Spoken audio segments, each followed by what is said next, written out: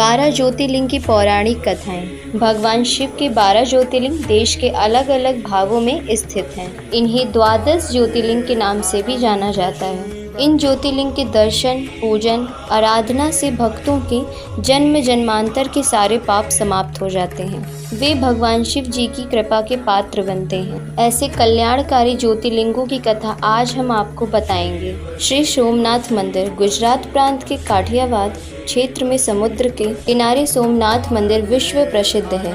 यह ज्योतिर्लिंग पहले प्रभास क्षेत्र के नाम से जाना जाता था। यही भगवान श्री कृष्ण ने जरा नामक व्याध के बाण को निमित्त बनाकर अपनी लीला का अंत किया था। इस ज्योतिर्लिंग की कथा का पुराणों में भी वर्णन है। दक्ष प्रजापति की 27 कन्याएं थीं।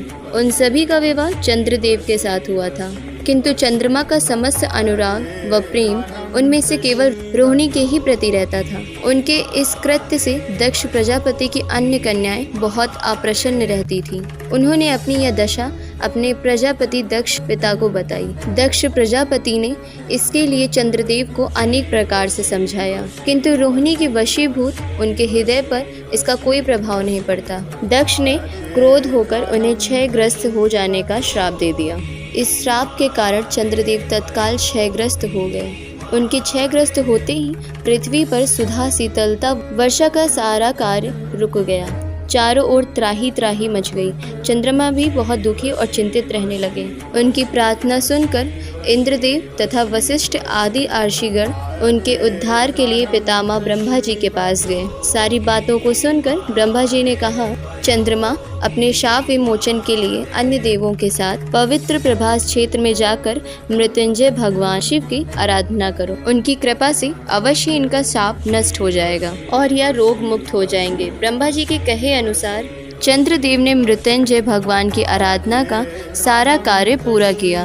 उन्होंने घोर तपस्या करते हुए 10 करोड़ बार मृत्युंजय मंत्र का जाप किया।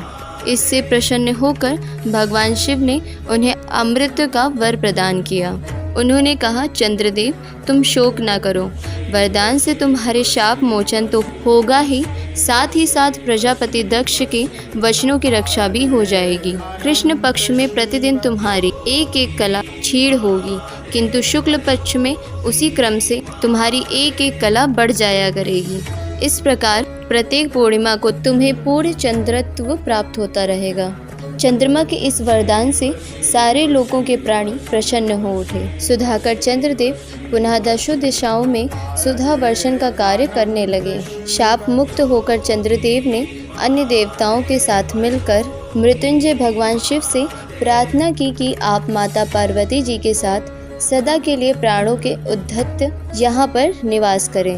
भगवान शिव उनकी इस प्रार्थना को स्वीकार करके ज्योतिर्लिंग के रूप में माता पार्वती जी के साथ तभी से यहाँ पर रहने लगे। पावन प्रभास क्षेत्र में स्थित इस सोमनाथ ज्योतिर्लिंग की महिमा महाभारत, श्रीमद् भागवत तथा स्कंद पुराण आदि में विस्तार से बताई गई है। चंद्रमा का एक नाम सोम भी है। उन्होंने भगवान शिव को ही अपना नाथ स्वामी मानकर यहाँ तपस्या की थी, इसीलिए इस ज्योतिर्लिंग को सोमनाथ कहा जाता है। श्री मल्लिका अर्जुन आंध्र प्रदेश में कृष्णा नदी के तट पर दक्षिण का कैलाश कहे जाने वाले श्री शैल पर्वत पर भी मल्लिका अर्जुन ज्योतिर्लिंग स्थित है। महाभारत, शिव पुराण तथा पद्मा पुराण आदि धर्म ग्रंथों में इसकी महिमा और महानता का विस्तार से वर्णन किया गया है। पुराणों में इस ज्योतिर्लिंग की कथा कुछ इस प्रकार है। एक समय की बात है, भगवान शंकर जी के दोनों पुत्र श्री गणेश और श्री कार्तिकेय स्वामी विवाह के लिए परस्पर झगड़ने लगे। प्रत्येक का आग्रह था कि पहले मेरा विवाह किया जाए। उन्हें आपस में लड़ते झगड़ते देखकर माँ पार्वती ने कहा, तुम लोगों में से जो पहले पूरी पृथ्वी का चक्कर लगाकर वापस आएगा, उसी का विवाह पहले किया जाएगा। अपने माता पिता की बात सुनकर कार्तिकेय स्वामी तो अपने वाहन मोर पर विराजित हो तुरंत पृथ्वी के चक्कर लगाने के लिए दौड़ पड़े। गणेश जी के लिए तो यह कार्य बड़ा ही कठिन था। एक तो उनकी काया स्थूल थी और दूसरा उनका वाहन भी मूषक चूहा था। भला वे दौड़ में स्वामी कार्तिकेय की बराबरी किस प्रकार कर पाते। पर उनकी काया जितनी स्थूल थी बुद्धि उसी के अनुपात में सूक्ष्म और तेज थी। उन्होंने पृथ्वी की परिक्रमा का एक सुगम उपाय खोज निकाला। सामने बैठे माता पिता का पूजन करने के पश्चात उनकी 7 बार परिक्रमा करके उन्होंने पृथ्वी के चक्कर न लगाकर माता पिता के चक्कर लगाकर कार्य पूरा कर दिया। उनका यह कार्य शास्त्र अनुमोदित था। पूरी पृथ्वी का चक्कर लगाकर स्वामी कार्तिकेय जब तक लौटे तब तक श्री गणेश जी रिद्धि और सिद्धि नामक 2 कन्याओं से विवाह हो चुका था तथा उन्हें शुभ और लांब नामक 2 पुत्र भी प्राप्त हो चुके थे। यह सब देखकर स्वामी कार्तिकेय अत्यंत रुष्ट होकर क्रोंच पर्वत पर चले गए। माता पार्वती वहां उन्हें मनाने पहुंची। जब कार्तिकेय को पता चला कि उनके माता पिता यहां आने वाले हैं तो कार्तिकेय वहां से दूसरी जगह चले जाते हैं। जिस स्थान में माता पार्वती और भगवान शिव ने अपने पुत्र की प्रतीक्षा की थी उसे अब श्री शैलम के नाम से जाना जाता है। उन्होंने अपने पुत्र से परेशान होकर उन्होंने एक ज्योतिर्लिंग का रूप धारण कर लिया था और वहीं रहने लगे और तब से मल्लिका अर्जुन ज्योतिर्लिंग के नाम से प्रख्यात हुए। मल्लिका का अर्थ है पार्वती और अर्जुना का अर्थ है शिव। इस मल्लिका अर्जुन शिवलिंग का दर्शन, पूजन एवं अर्चन करने वाले भक्तों की सभी सात्विक मनोकामनाएं पूर्ण हो जाती हैं। दैहिक, दैविक, भौतिक सभी प्रकार की बाधाओं से वे मुक्त हो जाते हैं। श्री महाकालेश्वर या परम पवित्र ज्योतिर्लिंग मध्य प्रदेश के उज्जैन में स्थित है। क्षिप्रा नदी के तट पर स्थित उज्जैन प्राचीन काल में उज्जैनी के नाम से विख्यात था। इसे अवंतिकापुरी भी कहते थे। यह भारत की परम पवित्र सप्तपुरी में से एक है। महाभारत, शिव पुराण एवं स्कंद पुराण में महाकाल ज्योतिर्लिंग की महिमा का पूरे विस्तार के साथ वर्णन किया गया है। इस ज्योतिर्लिंग के विषय में एक कथा इस प्रकार कही जाती है। एक समय में अवंतिकापुरी में वेद पाठी तपोनिष्ठ एक अत्यंत तेजस्वी ब्राह्मण रहते थे। एक दिन दूषण नाम एक अत्याचारी असुर उनकी तपस्या में विघ्न डालने के लिए वहां पर आया। ब्रह्मा जी से वर प्राप्त कर वह बहुत शक्तिशाली हो गया था। उसके अत्याचार से चारों ओर त्राही त्राही मची हुई थी। ब्राह्मण को कष्ट में देखकर प्राणी मात्र का कल्याण करने वाले भगवान शंकर वहां पर प्रकट हो गए। उन्होंने एक हुंकार मात्र से उस दारुण अत्याचारी दानव को वहीं जलाकर भस्म कर दिया। ब्राह्मणों ने महादेव से यहीं विराजमान होने के लिए प्रार्थना की। ब्राह्मणों की प्रार्थना से प्रसन्न होकर शिव जी यहाँ पर महाकालेश्वर ज्योतिर्लिंग के रूप में वास करने लगे। भगवान वहाँ हुंकार सहित प्रकट हुए, इसीलिए परम पवित्र ज्योतिर्लिंग को महाकाल के नाम से जाना जाता है। भगवान शिव समय यानी काल के अंत तक यहीं पर रहेंगे, इसीलिए भी इन्हें महाकाल कहा जाने लगा। श्री ओंकारेश्वर यह ज्योतिर्लिंग मध्य प्रदेश में पवित्र नर्मदा नदी के तट पर ओम आकर के पर्वत पर स्थित है। इस स्थान पर नर्मदा के 2 धाराओं से विभक्त हो जाने पर बीच में एक टापू सा बन गया है। इस टापू को मानधाता पर्वत या शिवपुरी कहते हैं। नदी की एक धारा इस पर्वत के उत्तर और दूसरी दक्षिण की ओर होकर बहती है। दक्षिण वाली धारा ही मुख्य धारा मानी जाती है। इसी मानधाता पर्वत पर श्री ओमकारेश्वर ज्योतिर्लिंग का मंदिर स्थित है।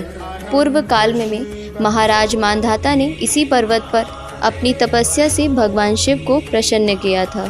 इसी कारण इस पर्वत को मानधाता पर्वत कहा जाने लगा। इस ओमकारेश्वर ज्योतिर्लिंग के 2 स्वरूप हैं। एक को ममलेश्वर के नाम से जाना जाता है। यह नर्मदा के दक्षिण तट पर ओमकारेश्वर से थोड़ी दूर हटकर है। पृथक होते हुए भी दोनों की गणना एक में ही की जाती है। शिवलिंग के 2 स्वरूप होने की कथा पुराणों में इस प्रकार है। एक बार विंध्य ने पार्थिव अर्चना के साथ भगवान शिव की 6 महीने तक कठिन उपासना की।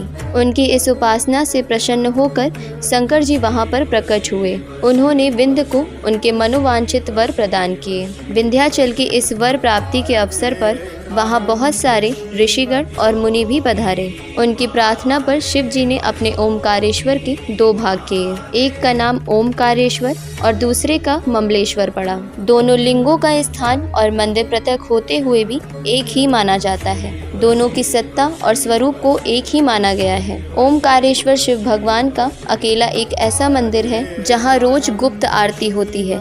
इस दौरान पुजारियों के अलावा कोई भी गर्भगृह में नहीं जा सकता है। शिव पुराण में इस ज्योतिर्लिंग की महिमा का विस्तार से वर्णन किया गया है। श्री ओमकारेश्वर और श्री ममलेश्वर के दर्शन का पुण्य बताते हुए नर्मदा स्नान के पावन फल का भी वर्णन किया गया है। श्री केदारनाथ या ज्योतिर्लिंग पर्वतराज हिमालय की केदार नामक चोटी पर स्थित है। पुराणों एवं शास्त्रों में श्री केदारेश्वर ज्योतिर्लिंग की महिमा का वर्णन बारंबार किया गया है। इस चोटी के पश्चिम भाग में पुण्यम मंदाकिनी नदी के तट पर स्थित श्री केदारेश्वर महादेव का मंदिर अपने स्वरूप से ही हमें धर्म और अध्यात्म की ओर बढ़ने का संदेश देता है। चोटी के पूर्व में अलकनंदा के सुरम्य तट पर बद्रीनाथ का परम प्रसिद्ध मंदिर है। अलकनंदा और मंदाकिनी यह दोनों नदियां नीचे रुद्रप्रयाग में आकर मिल जाती हैं। दोनों नदियों की यह संयुक्त धारा और नीचे देवप्रयाग में आकर भागीरथी गंगा से मिल जाती हैं। इस प्रकार परम पावन गंगा जी में स्नान करने वाले को भी श्री केदारेश्वर और बद्रीनाथ के चरणों को धोने वाले जल का स्पर्श सुलभ हो जाता है। कहा जाता है कि यह मंदिर समुद्र तट से लगभग 12,000 फीट की ऊंचाई पर स्थित है। सर्दियों में मौसम की खराब स्थिति के कारण यह मंदिर साल में 6 महीने के लिए खुला रहता है।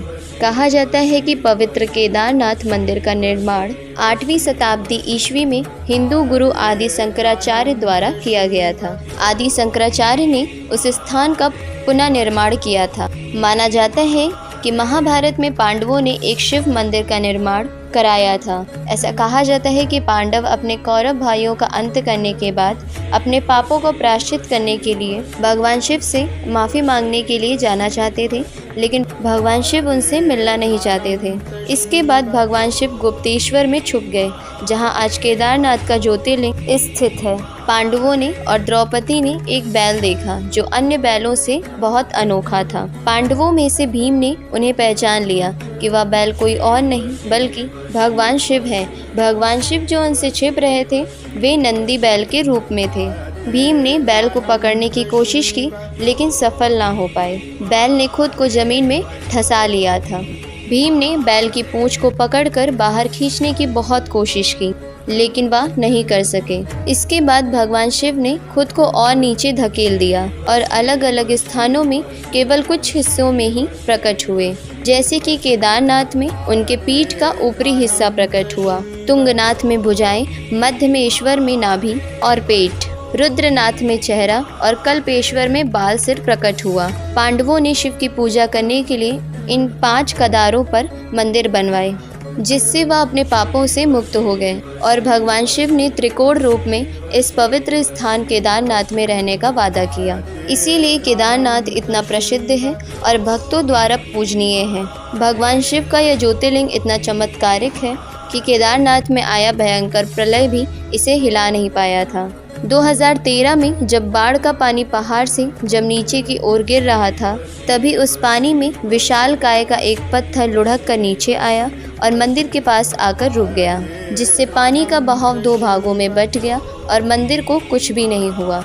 इसीलिए अब इस चमत्कारिक शिला को भीमशिला के नाम से जाना जाता है। भीमा शंकर ज्योतिर्लिंग या ज्योतिर्लिंग पुणे से लगभग 100 किलोमीटर दूर सह्याद्री की पहाड़ी पर स्थित है। इसे भीमा शंकर भी कहते हैं। इस ज्योतिर्लिंग की स्थापना के विषय में यह कथा कही जाती है। प्राचीन काल में भीम नामक एक महाप्रतापी राक्षस हुआ करता था। वह कामरूप प्रदेश में अपनी माँ के साथ रहता था। वह महाबली राक्षस राज रावण के छोटे भाई कुंभकर्ण का पुत्र था, लेकिन उसने अपने पिता को कभी देखा न था।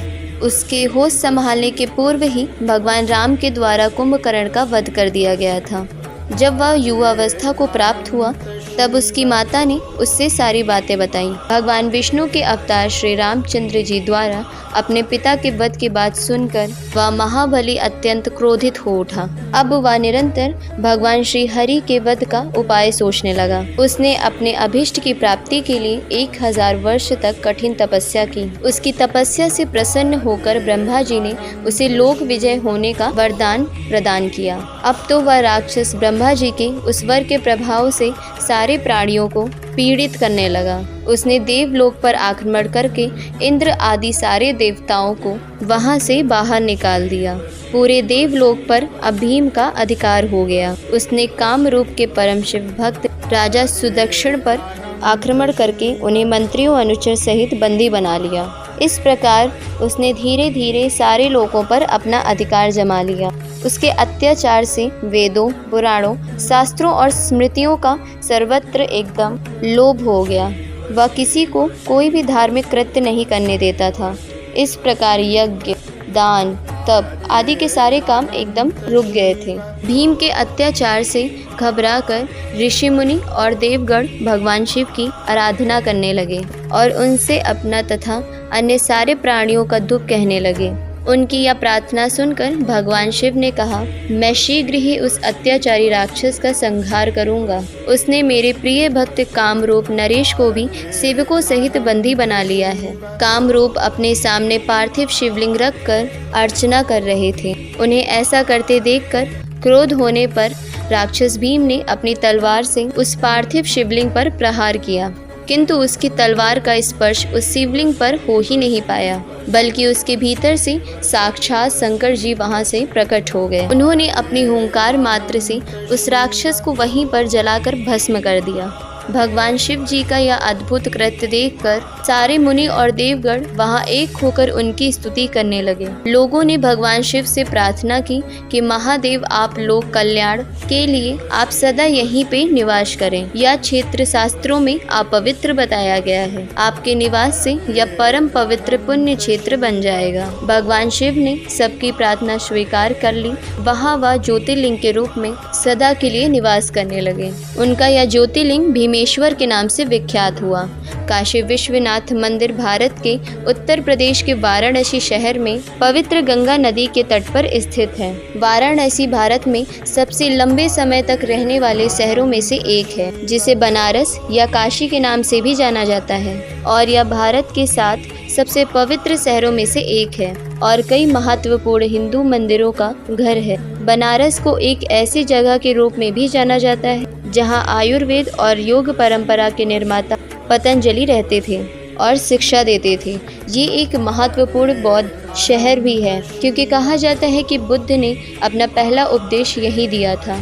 इस पवित्र शहर में गंगा नदी के किनारे कई घाट हैं। सबसे बढ़कर यह भगवान शिव का शहर है। कहा जाता है कि भगवान शिव चाहेंगे वही लोग यहाँ पर आ सकेंगे। यह मोक्ष प्राप्त करने और जन्म और मृत्यु के चक्र से मुक्त होने के लिए सबसे महत्वपूर्ण तीर्थ स्थलों में से एक है। ऐसा माना जाता है कि काशी विश्वनाथ पहला ज्योतिर्लिंग है जो पृथ्वी को तोड़कर आकाश तक चमका, और ऐसा करके उसने अन्य सभी देवताओं पर अपना वर्चस्व स्थापित किया। इस मंदिर में ज्योतिर्लिंग के साथ शक्तिपीठ भी है। इस मंदिर में शिव को विश्वेश्वर के नाम से भी जाना जाता है, जिसका अर्थ है ब्रह्मांड का शासक। इस ज्योतिर्लिंग की उत्पत्ति के बारे में सिर्फ पुराण में एक कथा का उल्लेख है। एक बार सृष्टि के रचयिता ब्रह्मा और सृष्टि के पालनकर्ता भगवान विष्णु के बीच अपने सर्वोच्चता को लेकर बहस हुई। उनकी परीक्षा लेने के लिए शिव ने प्रकाश की एक विशाल अंतहीन स्तंभ ज्योतिर्लिंग के रूप में प्रकट हुए, यह निर्धारित करने के लिए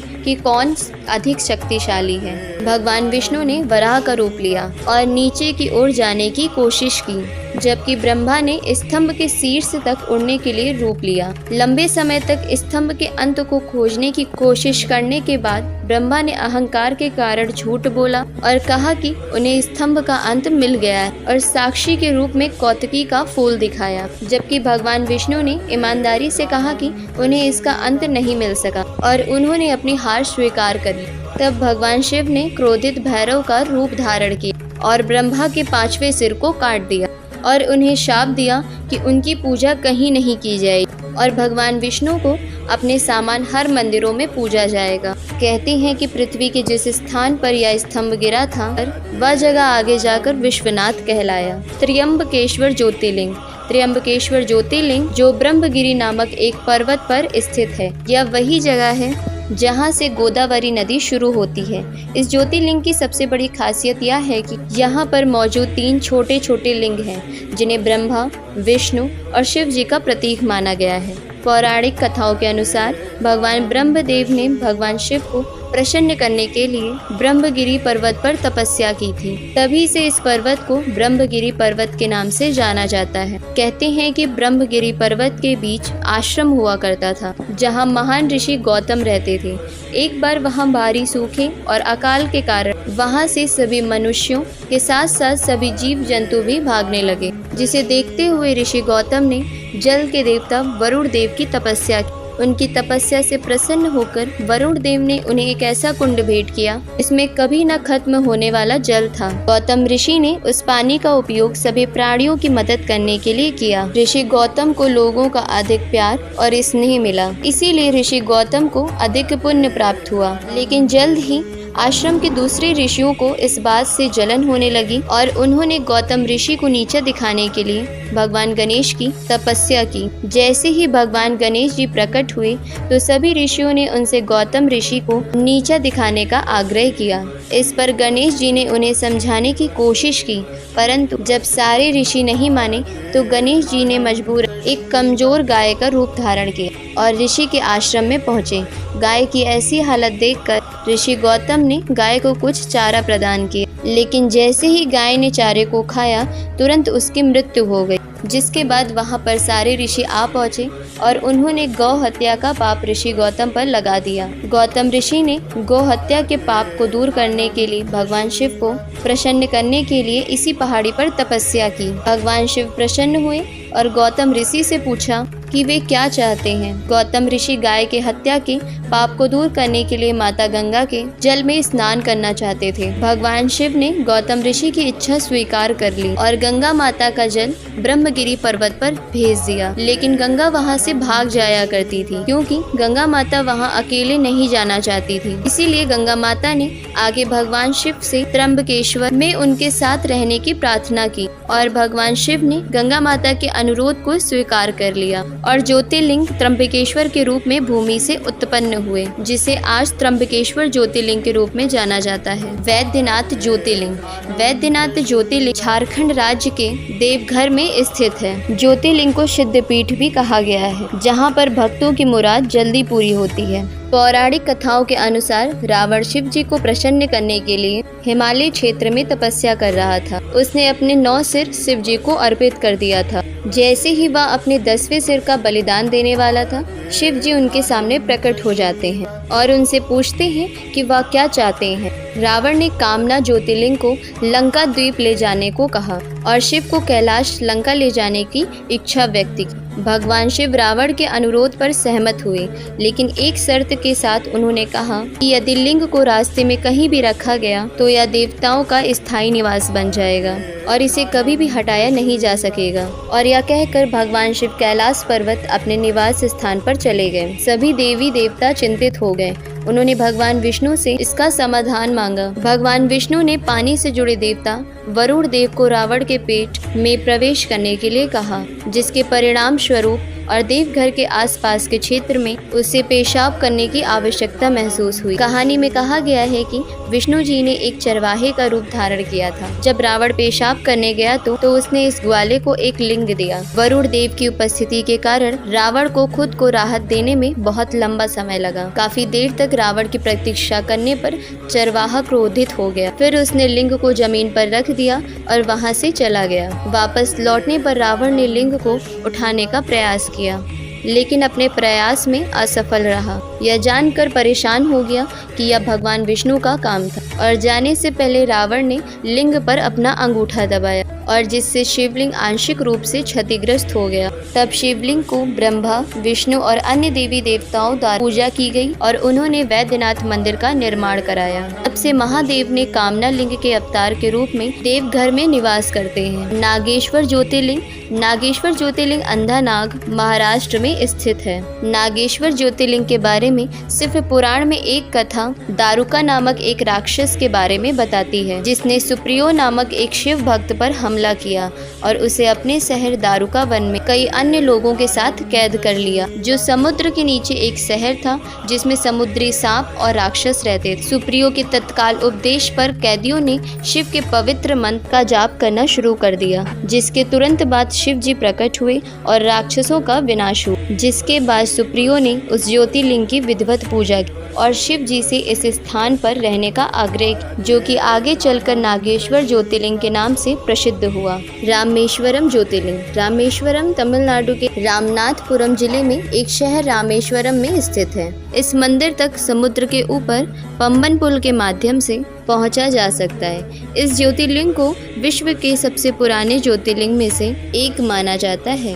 बताया जाता है कि यह ज्योतिर्लिंग रामायण काल के समय जितना पुराना है, जिसे खुद भगवान श्री राम ने रावण को मारने के बाद ब्रह्म हत्या के पाप से बचने के लिए शिव जी की पूजा करने के लिए स्थापित किया था। कहा तो ये भी जाता है कि आज के समय में जो रामेश्वरम मंदिर में जो पानी के 24 कुंड हैं, भगवान राम ने अपनी वानर सेना की प्यास बुझाने के लिए अपने तीर से बनवाए थे। इस मंदिर के गलियारे को विश्व का सबसे बड़ा गलियारा कहा जाता है, जो कि 1212 स्तंभ पर टिका हुआ है। कहते हैं कि श्री राम ने श्रीलंका में राक्षस राजा रावण, जो एक ब्राह्मण था, उसके खिलाफ युद्ध के दौरान की गई हत्या के पाप से मुक्ति के लिए यहाँ शिव से प्रार्थना की थी। पुराणों के अनुसार श्री राम ने अपनी पत्नी सीता और अपने भाई लक्ष्मण के साथ यहाँ लिंगम स्थापित किया और पूजा की। रावण को मारते समय श्री राम पर ब्रह्म हत्या का पाप लगा। शिव जी की पूजा करने के लिए श्री राम ने हनुमान जी, जो स्वयं शिव जी के अवतार थे, उन्हें हिमालय से ज्योतिर्लिंग लाने का निर्देश देते हैं। क्योंकि लिंगम को लाने में अधिक समय लगा, इसीलिए माता सीता ने पास के समुद्र तट से रेत से एक लिंगम बनाया, जिसे आज भी मंदिर के गर्भगृह में स्थापित माना जाता है। यह विवरण वाल्मीकि द्वारा लिखित मूल रामायण में अच्छी तरह से समर्थित है, जहाँ यह युद्ध कांड में लिखा गया है। घृष्णेश्वर ज्योतिर्लिंग। घृष्णेश्वर ज्योतिर्लिंग महाराष्ट्र के औरंगाबाद से 30 किलोमीटर दूर एक गांव में स्थित है। यह गांव इस ज्योतिर्लिंग के लिए ही जाना जाता है, बल्कि इस जगह पर विश्व प्रसिद्ध एलोरा केव्स भी देखने को मिलती है। घृष्णेश्वर शब्द का अत्यधिक महत्व है, क्योंकि इसका अर्थ है करुणा का भगवान। इस मंदिर को विभिन्न नाम से जाना जाता है, जैसे कि उस्मेश्वर, घुस्मेश्वर, दुष्मेश्वर और कृष्मेश्वर। कहानी यह है कि शिवालय गांव में सुधर्मा नामक एक ब्राह्मण रहता था, जो अपनी पत्नी सुधैया के साथ पहाड़ों में रहते थे। यह लोग निसंतान थे, इसीलिए सुधैया ने अपनी बहन घुस्मा का विवाह अपने पति से करवा दिया था। अपनी बहन की सलाह पर घुस्मा प्रतिदिन 1001 लिंग बनाती, उसकी पूजा करती और पास की झील में विसर्जित कर देती। आखिरकार उसे एक बच्चे का आशीर्वाद मिला। समय के साथ सुधैया अपनी बहन से ईर्ष्या होने लगी और उसने घुस्मा के पुत्र की हत्या कर दी और उसे उसी झील में फेंक दिया, जहां उसकी बहन लिंग को विसर्जित करने जाती थी। हालांकि घुस्मा की बहन ने उसे बताया कि उसके बेटे की हत्या में सुधैया का हाथ था। घुस्मा ने भगवान शिव की दया पर पूरा भरोसा करते हुए अपने दैनिक अनुष्ठान जारी रखा और अपने विश्वास के उपरांत जब वह लिंग को विसर्जित करने गई, तो उसने अपने बेटे को अपनी ओर आते हुए देखा। भगवान शिव उसके सामने प्रकट हुए और उसको उसकी बहन के घृणित कार्यों के बारे में बताया। घुस्मा ने भगवान शिव से अपनी बहन को क्षमा करने का अनुरोध किया। प्रसन्न होकर भगवान शिव ने उन्हें वरदान दिया। घुस्मा ने भगवान शिव से यहीं रुकने का आग्रह किया। यही कारण है कि भगवान शिव यहाँ स्वयं ज्योतिर्लिंग के रूप में प्रकट हुए। तो ये थे भारत के 12 प्रमुख ज्योतिर्लिंग के बारे में जानकारी। अगर आपको ये वीडियो अच्छा लगा हो तो लाइक करें और अपने दोस्तों के साथ इसे शेयर करें और चैनल को भी सब्सक्राइब कर लीजिए।